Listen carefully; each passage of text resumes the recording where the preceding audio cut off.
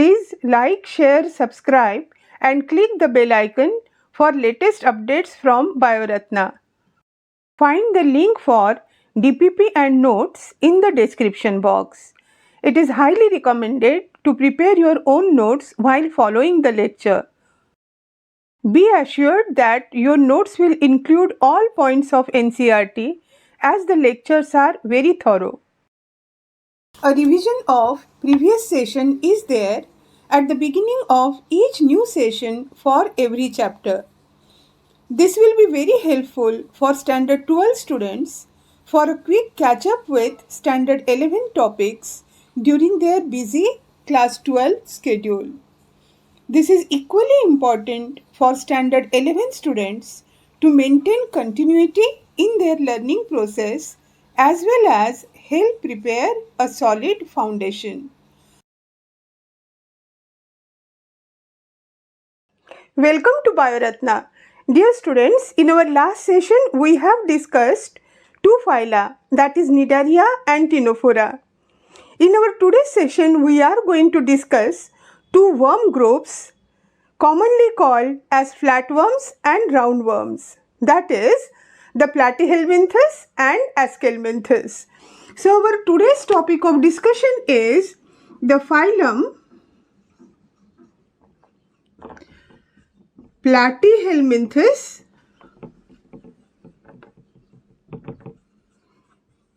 and Aschelminthes. But as is our practice, first we are going to revise our previous two phyla, that is Cnidaria and Ctenophora. So a revision of Cnidaria and Ctenophora. We have completed three phyla. So now you have got a structure that how do we proceed first? How do we start so as to assemble many points together? Those points which are their general characteristics, which we take from the same sequence of basis of classification. That is, in both these Cnidaria and Ctenophora, there are some common characters. What are these common characters in both Cnidaria as well as Ctenophora? Both of them, they have tissue level of organization. They have tissue level of organization. Body organization के बाद वाला point basis of classification में क्या था? That is symmetry. So both of them have radial symmetry. After that, both are diploblastic. दोनों diploblastic है. Two germ layers are formed during embryonic condition, outer ectoderm, inner endoderm. In between there is undifferentiated mass of cells called mesoglia. Then about the coelom, both of them are acoelomate. Both are acoelomate. And about segmentation, segmentation is absent in both. Segmentation, it is absent. Fine. These are the common characters which are same in both of them. If we see their habit and habitat, उसमें हमने क्या देखा था? In case of habit and habitat, the which were exclusively marine out of Cnidaria and Ctenophora, the Ctenophora, they were exclusively marine, whereas the Cnidarians, they are mostly marine, but they are freshwater also. So they are marine as well as freshwater.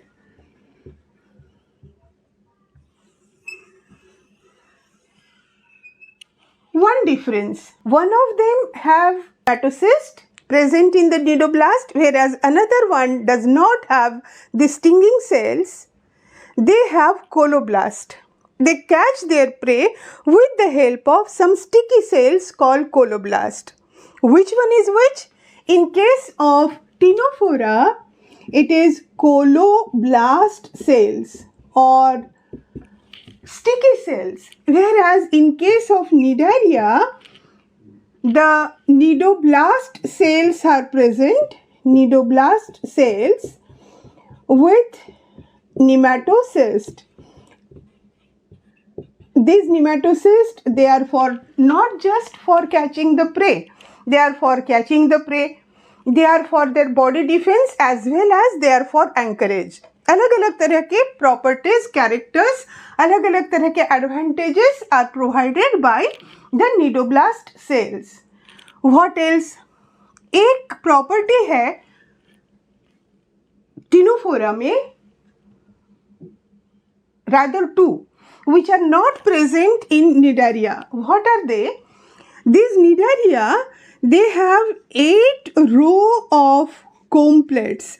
8 row of comb plates and they show bioluminescence. Bioluminescence मतलब चमकते हैं, उनकी body चमकती है, which is not so in case of Cnidaria. So what is this 8 rows of comb plates?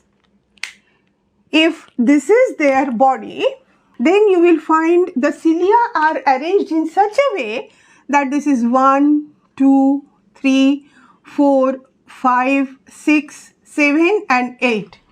8 rows of comb plates are there. Here actually this is the arrangement of the cilia. So this arrangement is not present in case of Cnidaria, neither the Cnidarians, they show the bioluminescence. Now the body structure. In case of Cnidaria, the body is polyp as well as medusa. Some are polyp, some are medusa, and one interesting thing was there, metagenesis, where one organism, its body is polyp, then it reproduces asexually to form the medusa, and medusa reproduces sexually to form the polyp. So here we see in case of Cnidaria that the body can be a polyp. Polyp मतलब जैसा आपने hydra में पढ़ा था, क्या पढ़ा आपने polyp में कि there is one this opening that is mouth, उसके नीचे there is a triangular structure called hypostome which leads into a cavity called gastrovascular cavity, और ये उसकी body wall यहाँ से होते हुए it has the tentacles. The tentacles are arranged here. Fine. Okay. So this opening is mouth, below which is present the hypostome, and this is the gastrovascular cavity. Gastrovascular cavity. These are the tentacles. This is a polyp. Medusa क्या पढ़ा था बच्चों? Simply invert this structure. You are inverting it, so now the mouth comes downwards and the cavity comes upward. जैसे this is the cavity, ये cavity ऊपर चली गई, ये mouth जो है वो नीचे आ गया, ठीक है? This is the gastrovascular cavity and the mouth, it now faces downwards. ये है उसका mouth. Now from here we show this, its body is umbrella shape. तो ऊपर से आप ऐसे umbrella shape दिखा दो, and then here the tentacles. These are the tentacles. So this is polyp and this is medusa. This is medusa. Example, polyp का hydra था, Adamsia था. Hydra, Adamsia, these are the polyp structures. और आपके Medusa का सबसे easy आपके लिए जो एग्जाम्पल है, that is the jellyfish. Jellyfish is a medusa. We just discussed metagenesis, so let us draw metagenesis also. Very simple. There are two body forms. One is polyp, another is medusa. So this polyp will form medusa asexually, whereas this medusa will form the polyp sexually. This process is called metagenesis. Metagenesis. Clear? और क्या बचा आपके hydra as well as your ctenophora, both have extracellular as well as intracellular digestion. extracellular मतलब cell digestive जीव secrete करते हैं खाने के ऊपर जैसे हम लोग करते हैं and get the food digested. Intracellular means like amoeba, उन्होंने फूड को अंदर ले लिया और फिर फूड को डाइजेस्ट किया. सो डाइजेशन कैसा है? Digestion is extracellular and intracellular.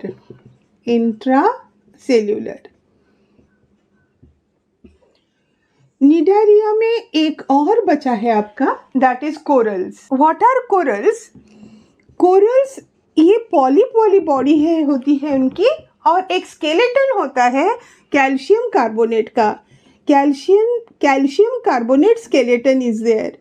Because of this skeleton, they become very hard. And these corals, they can be thousands of kilometers long.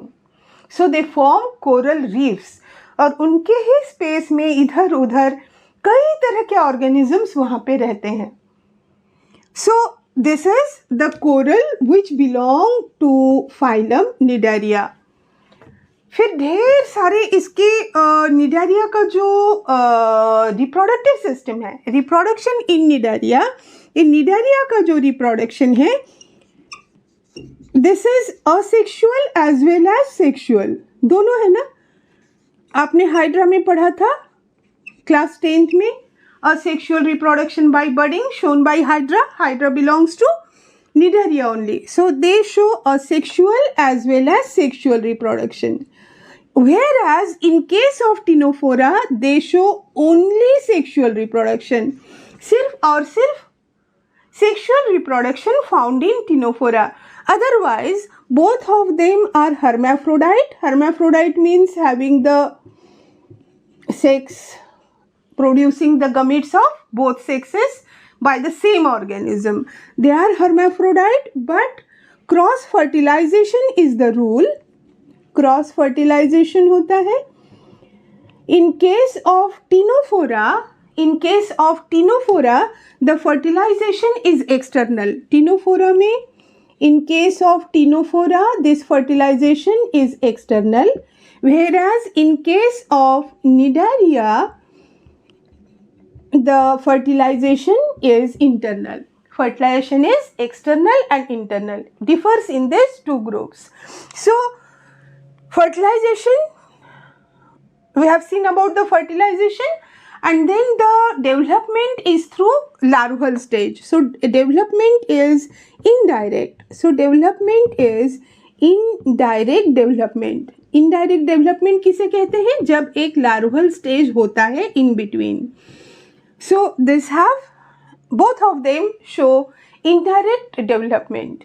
That's it. Ctenophora में आप कॉम्प्लेट्स के अलावा, कॉम्प्लेट्स तो आपने यहाँ पे देख ही लिए हैं, बायोल्यूमिनेसेंस मतलब उनकी बॉडी का चमकना. और टिनोफोरा के दो एग्जाम्पल्स थे, very simple one was Pleurobrachia and one was Ctenoplana. The diagram which is given, it is of Pleurobrachia.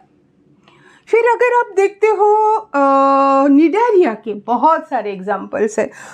ये देखिए, so many examples. One is Adamsia.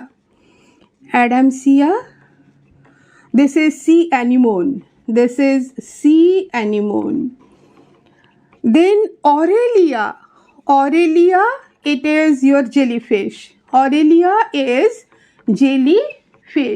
Fine.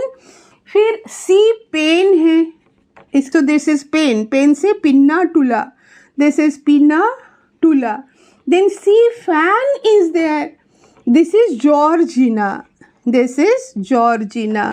फिर एक पोर्तुगीज से आया हुआ लड़ाई करने वाला आदमी है, that is फाइजेलिया is Portuguese man of war. This is Portuguese man of war. इसके अलावा भी और दो एग्जाम्पल है। एक आपने यहाँ पढ़ा था मेटाजेनेसिस करते समय कि ओबेलिया शोज मेटाजेनेसिस, और हाइड्रा को तो शुरू से ही पढ़ते आ रहे हो। So this is obelia and hydra. So the examples are also complete. ठीक है, एक बार वीडियो पॉज करते हुए इस रिवीजन को एक बार फिर से अपने आप मन में सोच लेना, then you start with the next phyla.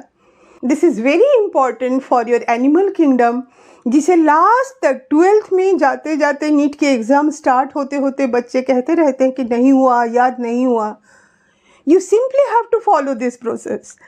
एक बार पहले वाला रिवाइज करते चलिए, नया वाला पढ़ते चलिए। Go on doing like this and then there won't be any issue. Now let us see the first worm group, that is Platyhelminthes. First we will study Platyhelminthes. These Platyhelminthes, they are also called flatworms. Why they are called flatworms? Let me show you. Suppose this is the worm. ये एक worm है. Now you can see the round structure. Fine. They are not round. इनकी body ऐसे section लेंगे तो round दिखेगी नहीं. क्यों? This is its anterior part. Anterior part वो होता है जैसे हमारा ये anterior part जहाँ पे हमारा head है. One interesting thing about Platyhelminthes is that आपने ध्यान दिया कि इससे पहले जितने फाइलम्स आपने पढ़े हैं उसमें कहीं पे कोई हेड लाइक स्ट्रक्चर नहीं था, सिफालाइजेशन was not there.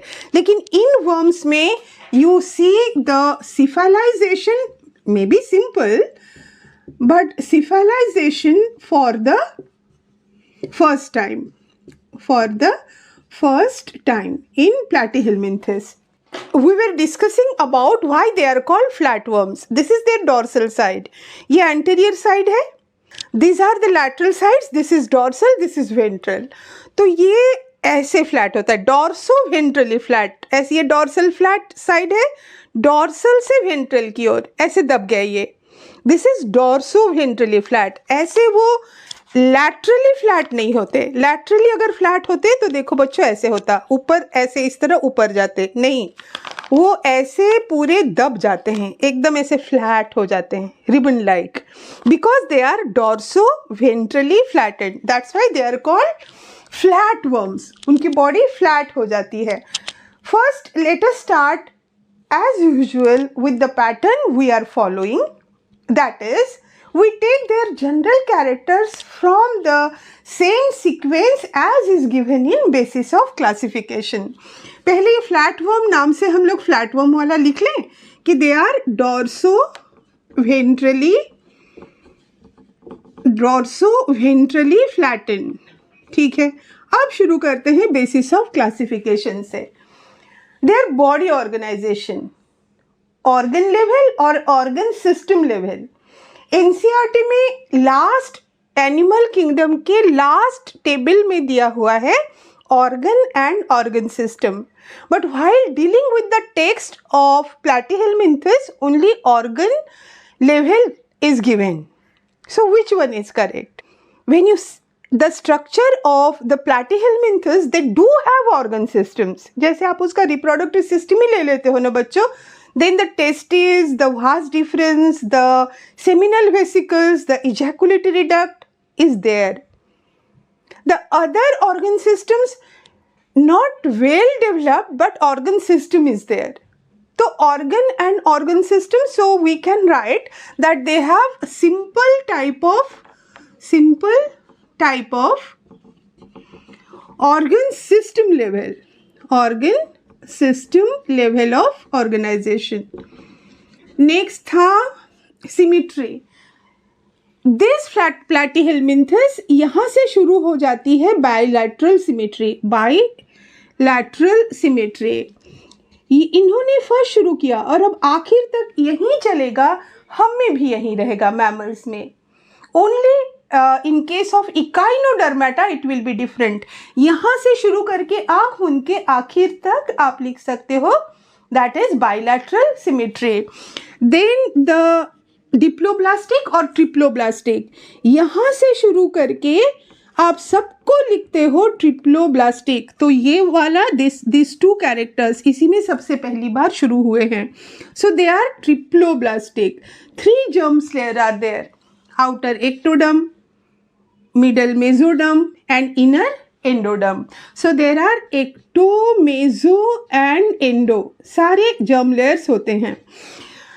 Then whether the coelom structure, this is a coelomate, शुरू से लेके यहाँ तक सारे असिलोमेट है, इसके बाद से ही चेंज होने वाला है। इन्हीं वर्म का दूसरा worm Aschelminthes, it will be different, वहाँ से नहीं, वो अकेला एक डिफरेंट तरह का सिलोम दिखाएगा। Then rest of them they will be coelomate. So Platyhelminthes is the last of the phyla showing a coelomate condition। फिर सेगमेंटेशन, अब सेगमेंटेशन में कंफ्यूजन बहुत हो सकता है। When you see the structure of one of its representative that is Taenia, Taenia का structure आप देखोगे तो कहोगे कि ये सारे अलग अलग सेगमेंट्स ही तो हैं। They are not segments, they are pseudo segments, नकली सेगमेंट्स हैं। So the segmentation is not there, segmentation नहीं है। अब आप ये बताएं कि वर्म्स है ना, तो इमीडिएट आपके दिमाग में आता है कि they must be parasites. So are they all parasites? No, they are not all parasites. Some are, maximum it is parasites. Most of them are endoparasites. तो endoparasite वाला पहले लिख लेते हैं, ठीक है। Most are endoparasite. endo का मतलब तो जानते हो, जो पैरासाइट बॉडी के अंदर रहते हैं दैट इज एंडोपैरासाइट। ऊपर अगर रहते हैं जैसे सर में वगैरह तो हम कहते हैं ectoparasite. So they are endoparasite, but free living also there, free living is also there. जैसे जो आपने प्लानरिया पढ़ा था क्लास 10th में, रीजनरेशन में प्लानरिया को बार बार पढ़ा है। This Planaria, it is fresh water. This example is planaria, which is a fresh water free living, free living. It is fresh water and free living. और 2 example हम पढ़ेंगे, both are endoparasites. Endoparasite का example of endoparasite, endoparasite में हम देखते हैं एक example है Taenia, Taenia solium, Taenia solium endoparasite. Second is Fasciola hepatica, fasciola hepatica, hepatica, hepatic means anything concern with liver is called hepatic. That means this is present in the liver. So this is Fasciola hepatica, Taenia solium, Fasciola hepatica and planaria. We will do the detailed study of them. Now here, as this endoparasite, जो भी endoparasite है बच्चों, उनमें तो special adaptation होनी है ना, क्योंकि the host will not accept them readily. Host body will continuously try to get rid of them. And so these endoparasites, there is a continuous fight कि नहीं हमें उनके host की body से जुड़े रहना है। For this purpose, the endoparasites, they have hooks and suckers. They have hooks and suckers. ये hooks जो है, इस hooks की मदद से वो हमारे एलिमेंट्री कैनाल की वॉल को ऐसे कस के पकड़ के रखते हैं। Suckers also help in the attachment of the parasite to the host elementary canal. Sucker ऐसे सक्शन से माउथ को हेल्प भी करते हैं कि वो डाइजेस्टेड फूड को अंदर ले लें। And there are many organisms जहाँ पे हमारा जो डाइजेस्टेड जूस है, they are in our intestine. हमारा डाइजेस्टिव जूस जो हमने डाइजेस्ट कर लिया है वो उसके पूरे बॉडी सरफेस से एब्जॉर्ब होता है।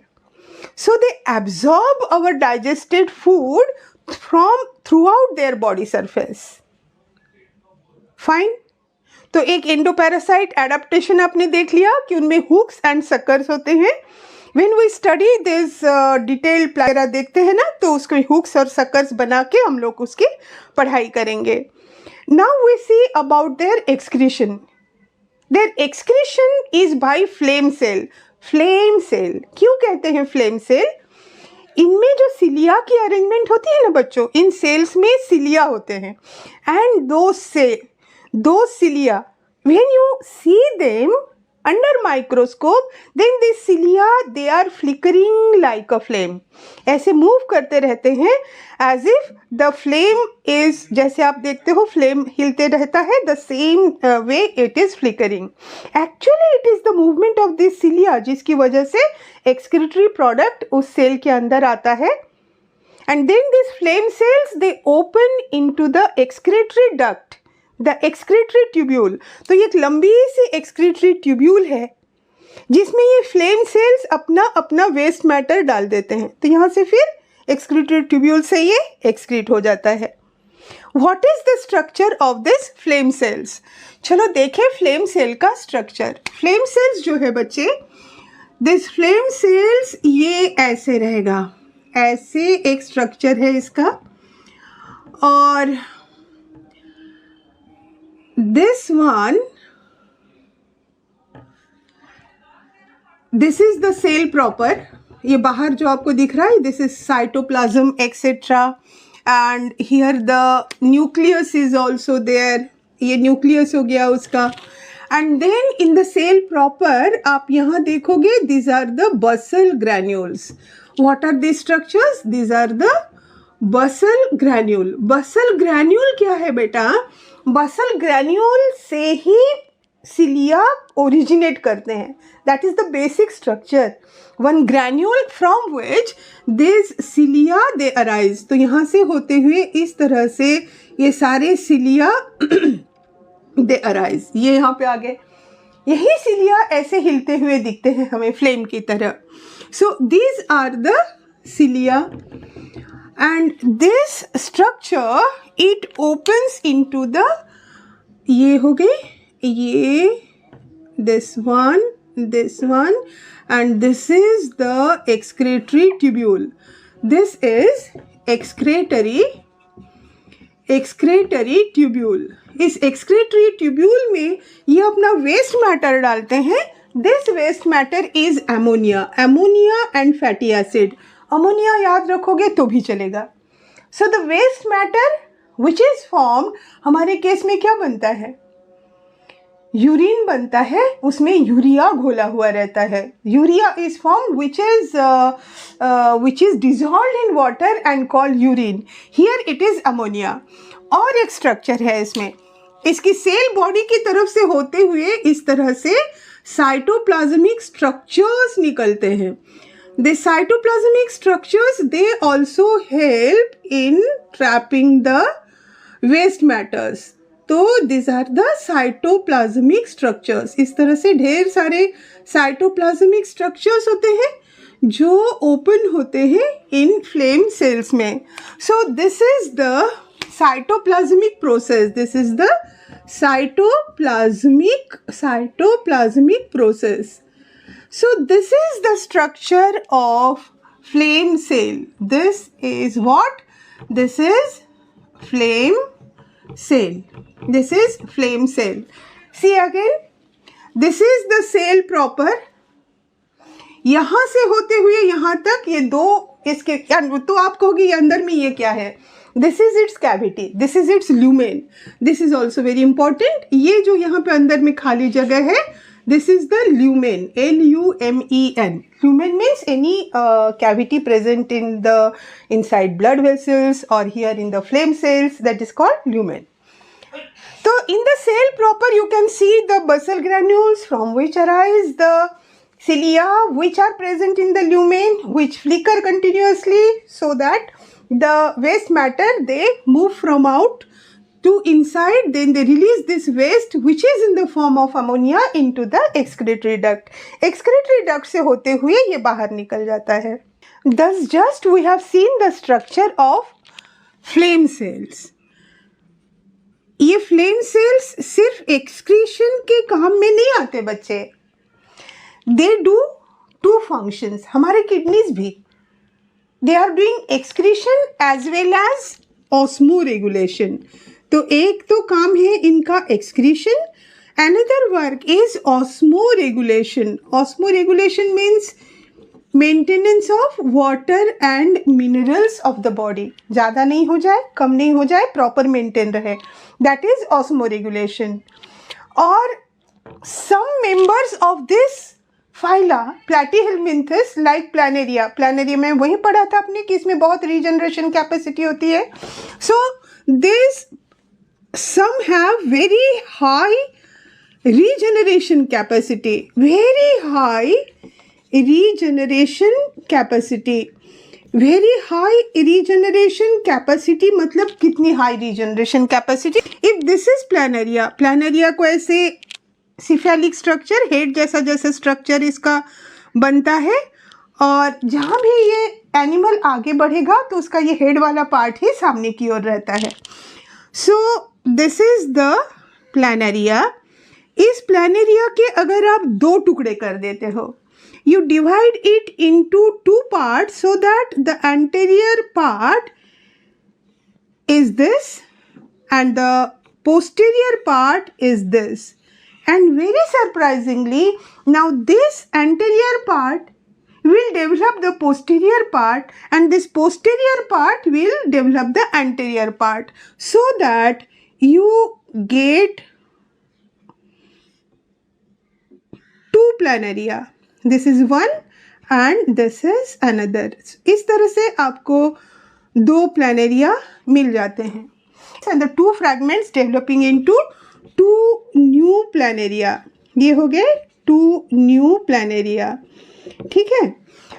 अब अगर इस प्लानरिया को अगर आप ऐसे काट देते हो ना, मीन्स अनडिस्ट्रक्टिबल है ना, तो इसको अगर आपने ऐसे दो कट लगा दिए ऐसे, then what you will find कि अब ये जहाँ जहाँ से कट हुआ है उस साइड से होते हुए ये बना देगा एक सेंटर में एक structure.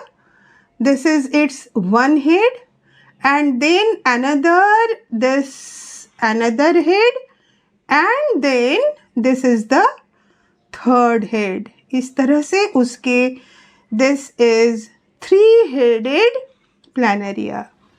So very high regeneration capacity. यहाँ आपने दो फ्रैगमेंट में कट किए थे, तीन में आप उसको कट करते तो भी ये तीन प्लानरिया अलग अलग बना लेता. That is what high regeneration capacity planaria has. तो चलिए प्लानरिया का स्ट्रक्चर थोड़ा देख लिया जाए. This planaria, just as you have just seen, सिफेलाइजेशन इसका हो गया है, तो हेड जैसा स्ट्रक्चर इसका बन गया है, and then you see that this is its leaf like body structure. इसमें यहाँ पर दिस इज कॉल्ड ऑरिकल, ये auricle, and then these are not eyes, these are not eyes, no image is formed here. ये आंखें तो नहीं है, लेकिन these are eye spots, these are eye spot. ये लाइट और डार्क समझा देता है प्लानरिया को.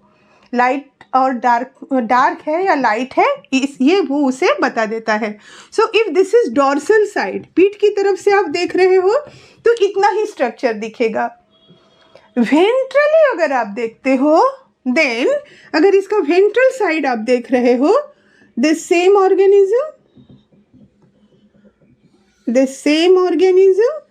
वेंट्रल साइड देख रहे हो तो आई स्पॉट तो नहीं दिखेगा. हियर ये सिफेलाइजेशन हो गया है, सर जैसा बन गया है, लेकिन माउथ देखो कितनी दूर रखा हुआ है उसने. The mouth is present here. So this is the mouth, और माउथ के ऊपर यहाँ पे उसका गोनोपोर है, मतलब द रिप्रोडक्टिव सिस्टम की ओपनिंग है बाहर की तरफ. This is it's ventral side. This is dorsal, this is ventral. ये प्लैटीहेल्मिन्थ्स बच्चों बहुत ज़्यादा इंटरेस्टिंग है. एक तो पहली बार ट्रिप्लोब्लास्टिक बना है, पहली बार बायलैटरल सिमेट्री हुई, सिर्फ पहली बार ही नहीं, उसका ये कैरेक्टर फिर सारे फाइलम भी फॉलो करने वाले हैं। एक इकाइनोडर्माटा का एक्सेप्शन आएगा, वो भी सिर्फ सिमेट्री में, ठीक है।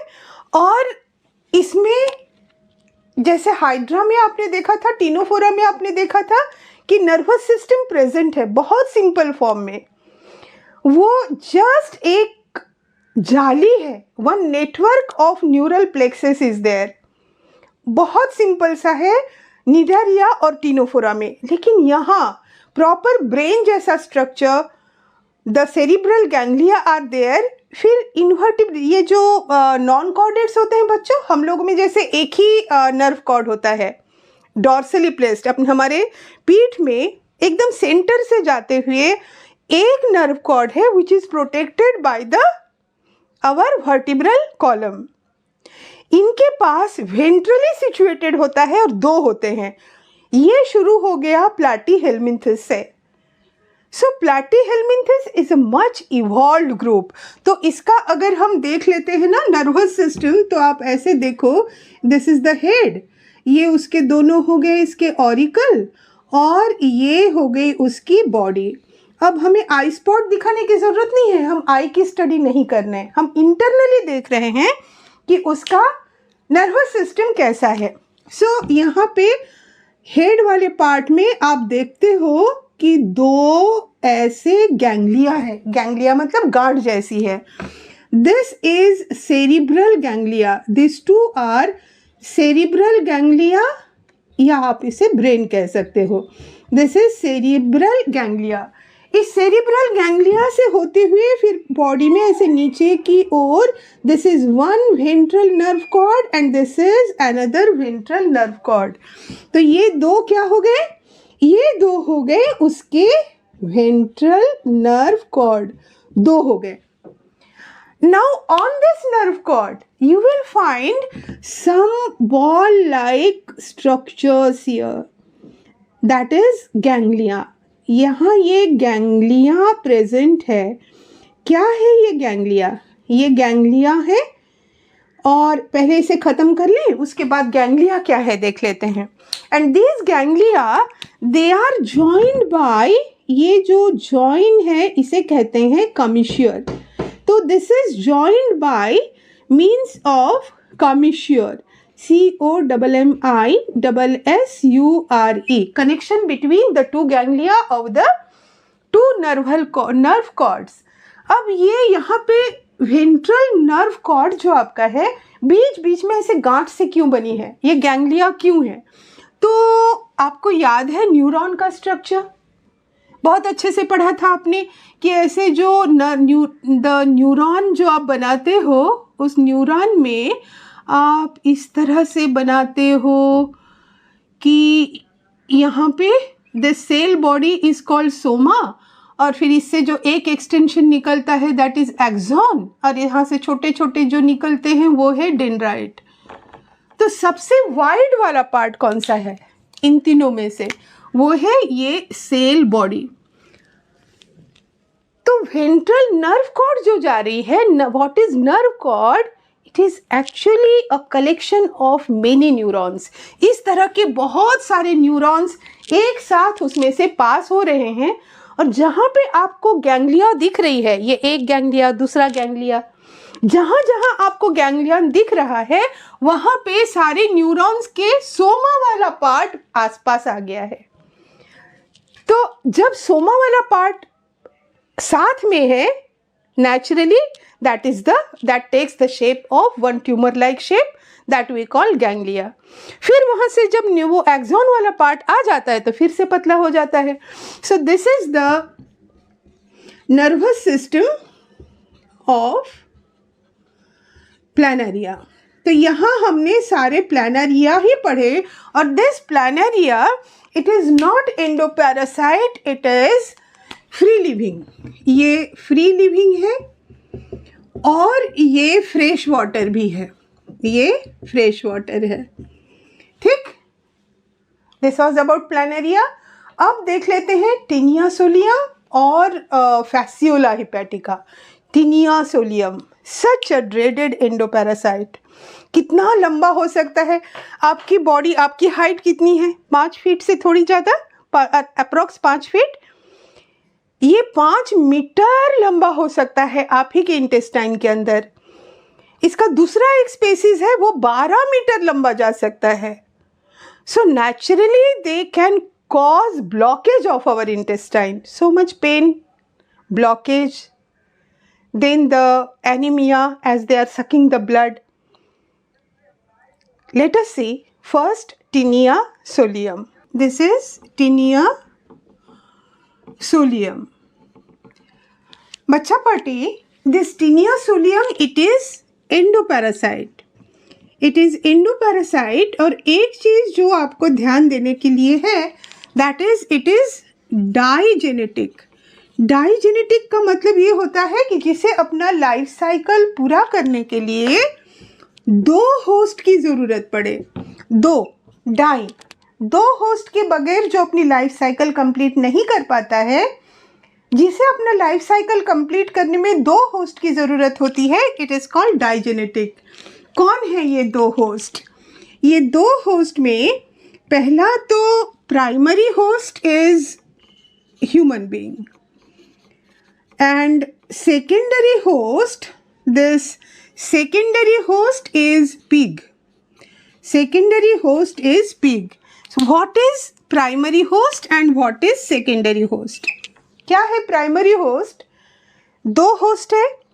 जिस host के अंदर parasite sexual reproduction करता है, that is considered as primary host. So it does the sexual reproduction in the body of human beings. That's why human beings are the primary host. कैसा structure है इस Taenia solium का? Taenia solium body part, it has 3 parts. एक है head और स्कूलेक्स। इसका structure देख लें। इसका इस तरह से एक सामने जो पार्ट है, we have seen that Platyhelminthes, Aschelminthes में सिफेलाइजेशन स्टार्ट हो गया है। सो दिस इज हेड और scolex. This is called head और स्कोलेक्स। इसके ऊपर साइड में एक लीड जैसा स्ट्रक्चर है। This lid is called rostellum. This is called rostellum. और ये एंडोपैरासाइट है, so it needs the hooks to hold on to our wall of alimentary canal. तो उसमें 2 रो में इस तरह से यहाँ पे बहुत सारे हुक्स है बच्चे।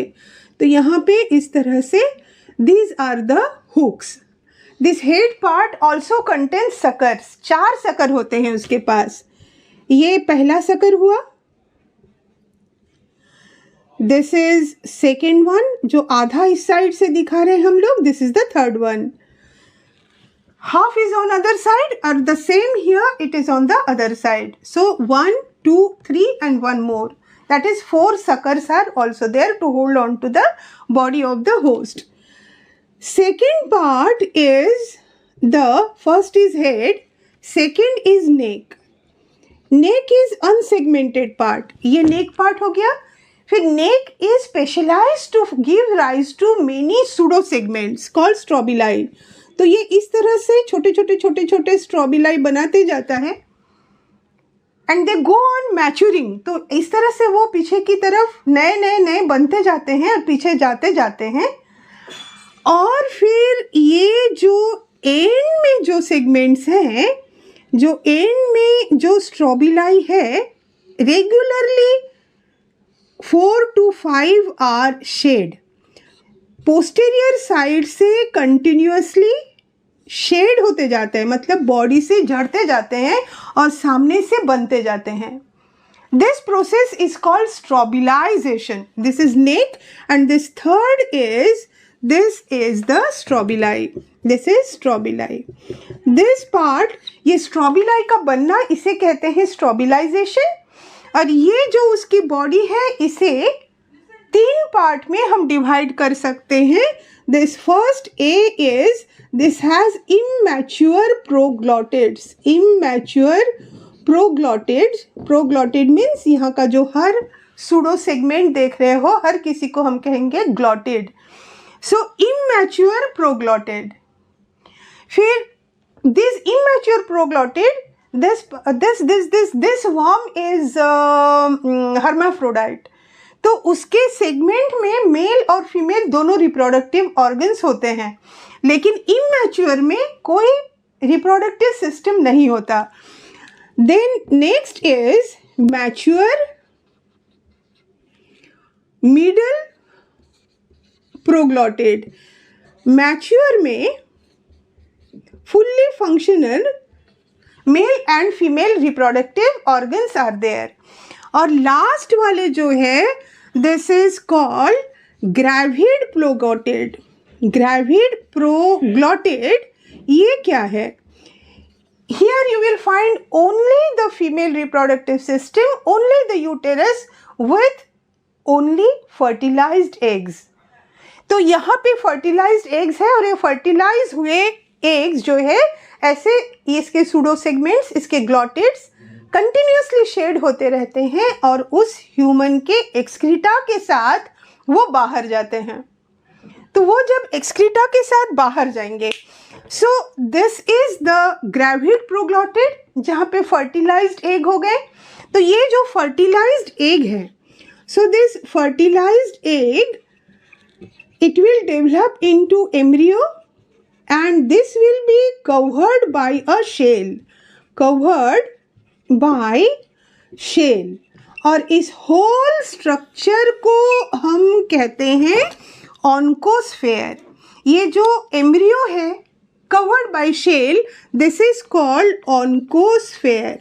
This oncosphere is present in human fetus. Here it is eaten by the pig. यहाँ से pig इसे pig के digestive system में ये जाता है.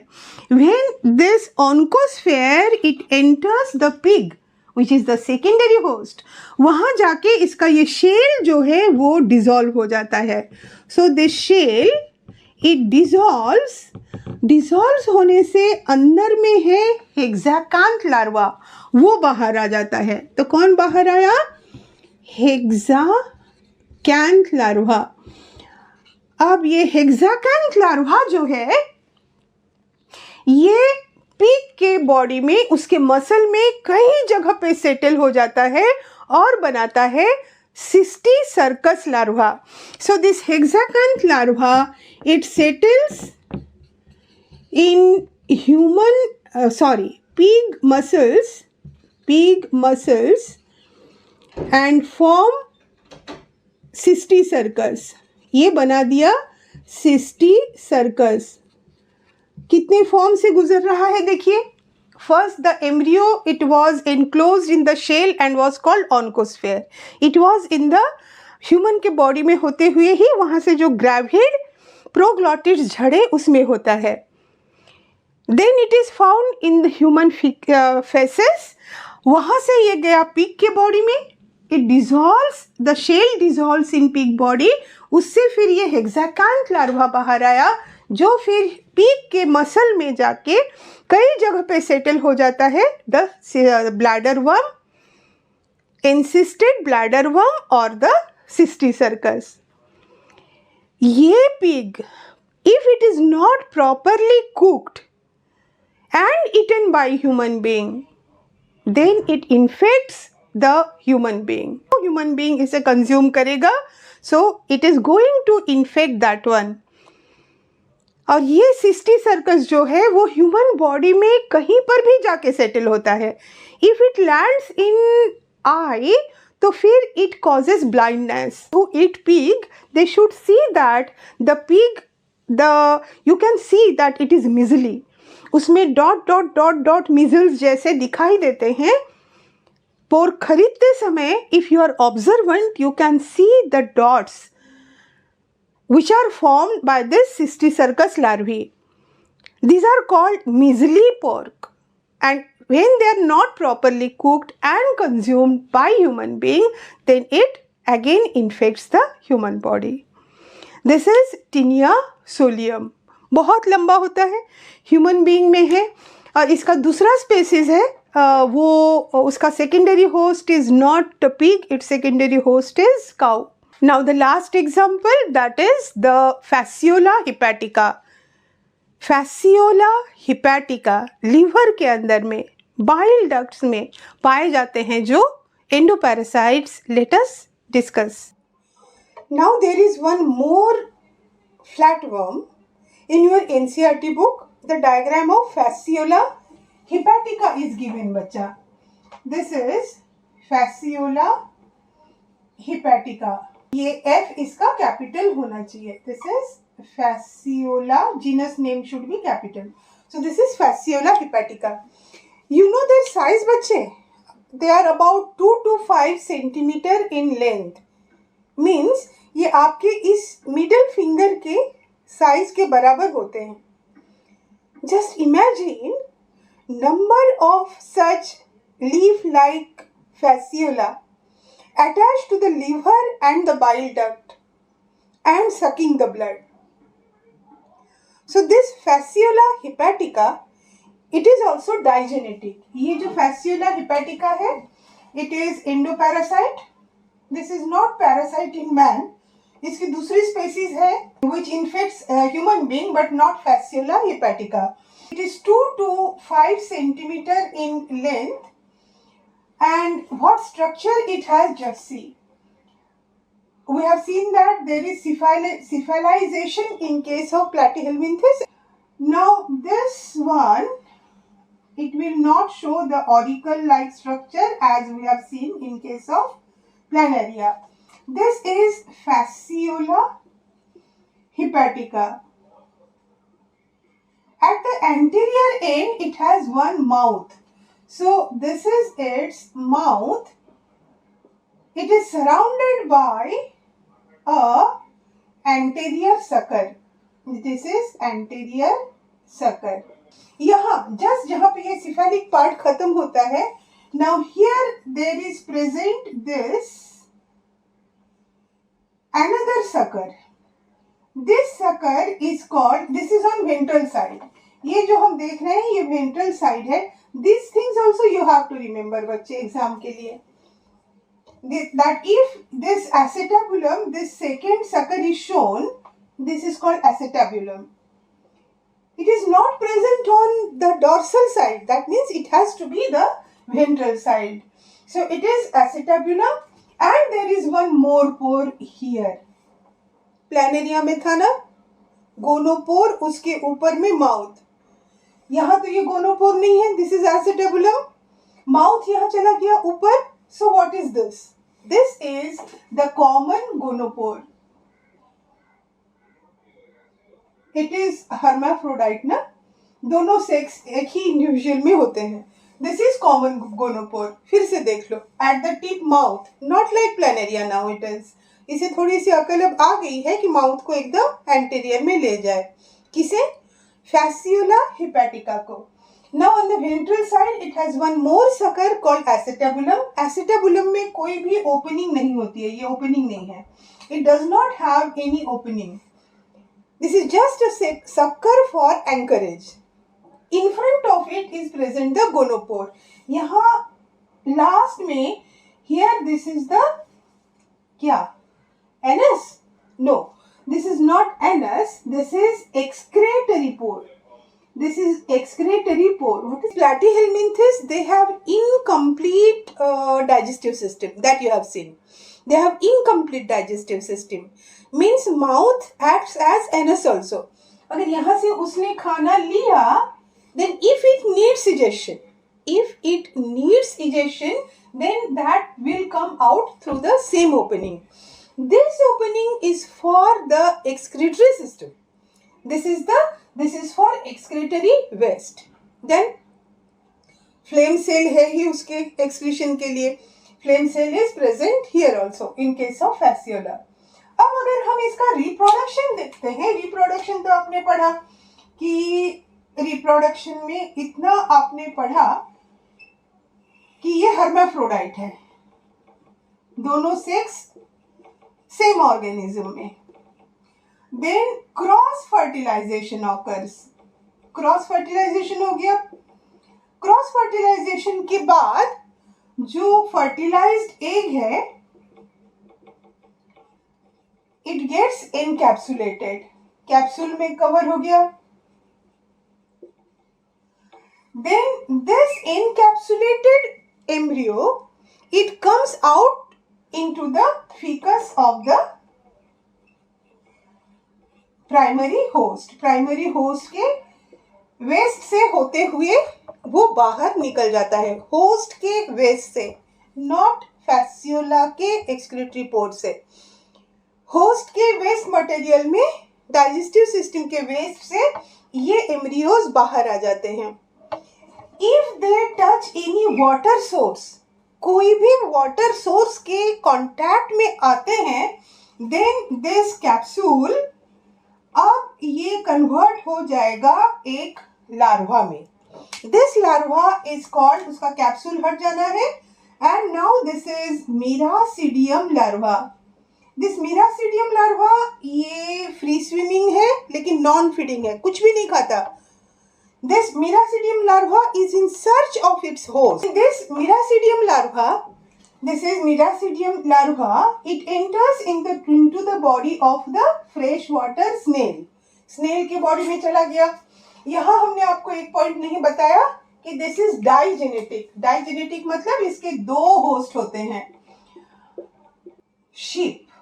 Sheep is the primary host और secondary host जो है वो है freshwater snail. So this is snail. Freshwater snail जैसे एक एग्जाम्पल भी ले सकते हो, लिम्निया. It is the freshwater snail. तो now this Miracidium larva बिना खाए पिए वो अब अपने स्नेल वाले सेकेंडरी होस्ट को खोजता है और उसके बॉडी में एंटर करता है. Here it forms another larvae called Redia larva. This Redia larva it multiplies और ये ढेर सारे रेडिया बना देता है. So REDIAE, this is the plural. So it forms many rediae. This then converts into cercariae larvae. कितने हो गए? मीरासीडियम लार्वा पानी में वो बाहर आया, it enter snail. Inside the snail body it is the redia which multiplies to form many redi. It then forms cercari. This cercari it comes out of the body of snail. बाहर निकलने के बाद ये क्या करता है, फिर से एक encapsulated form बनाता है which is called metacercary. This metacercary अब sheep के बॉडी में इसे एंटर करना है तो it gets attach to the grasses. Grass के बॉडी पे ये स्टिक कर जाता है. So that when the sheeps they eat that grass in which this metacercaria is attached, then the sheep gets infection. किस तरह से, कितने चांस से होते हुए एक ही ऑर्गेनिज्म के बॉडी में इनकी पूरी लाइफ कंप्लीट नहीं होती है. तो कितने तरह के इनके मॉडिफिकेशंस देखिए. और दूसरे होस्ट की बॉडी में जाते समय उसी को जिस चीज की जरूरत है उस तरह से वो, जैसे मेटासर्करिया ने खुद को लीफ के ऊपर अटैच कर लिया था, ग्रास के ऊपर अटैच कर लिया था, so that it can enter into the body of the sheep. वहां जाके वो फिर उसके लीवर को इन्फेक्ट करता है, उसके बाइल डक्ट्स को इन्फेक्ट करता है, वहां से ब्लड सक करता है, उन्हें ब्लॉक करता है. Fasciolopsis buscae is one species which affects human being. This is all about Platyhelminthes. Now let us see the Aschelminthes, another worm in human body causing great damage. This Aschelminthes, these helminths, they are called roundworm.